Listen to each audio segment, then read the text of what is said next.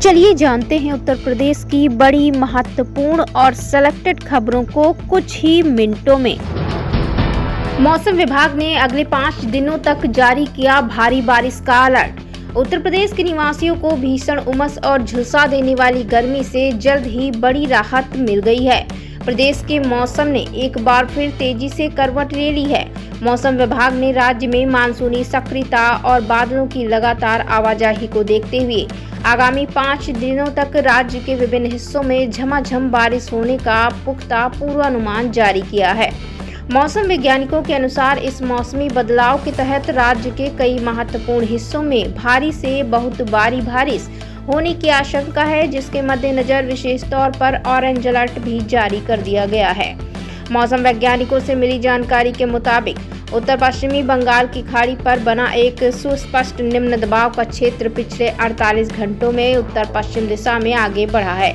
यह सिस्टम फिलहाल पश्चिम बंगाल, उससे सटे झारखंड और उत्तरी ओडिशा के पास केंद्रित बना हुआ है।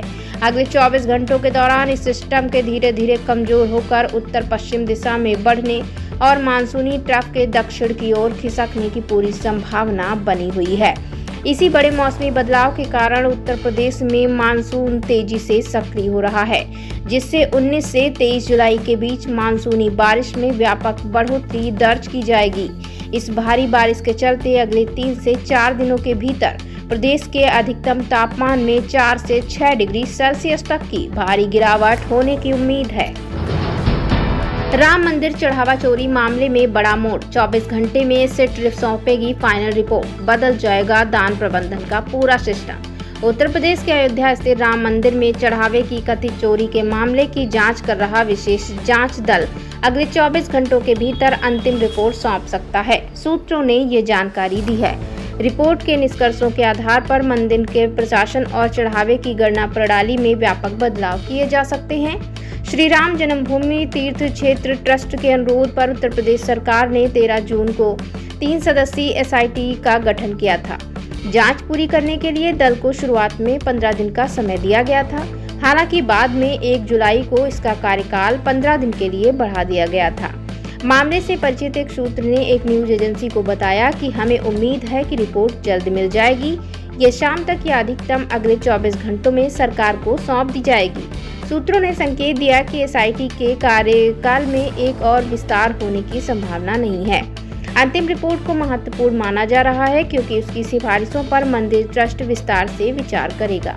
माना जा रहा है कि इन्हीं के आधार पर मंदिर के प्रबंधन तथा दान की गणना और प्रबंधन प्रणाली में बड़े सुधार किए जा सकते हैं। ट्रस्ट की अगली बैठक 22 जुलाई को अयोध्या में प्रस्तावित है। 20 दिन की भूख हड़ताल के बाद सोनम वांगचुक को उठा ले गई दिल्ली पुलिस।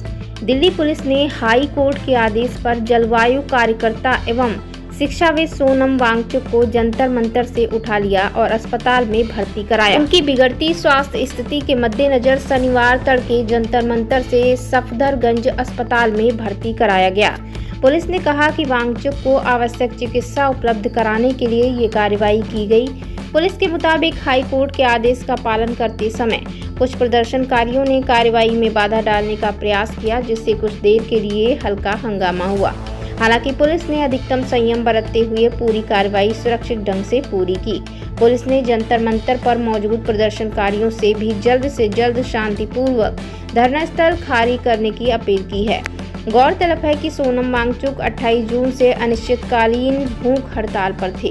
शुक्रवार को जारी मेडिकल बुलेटिन में उनका करीब 9 किलोग्राम वजन घटकर 56.55 किलोग्राम रहने की जानकारी दी गई थी। चिकित्सकों ने लंबे उपवास के कारण उनकी बिगड़ती स्थिति पर चिंता जताई थी।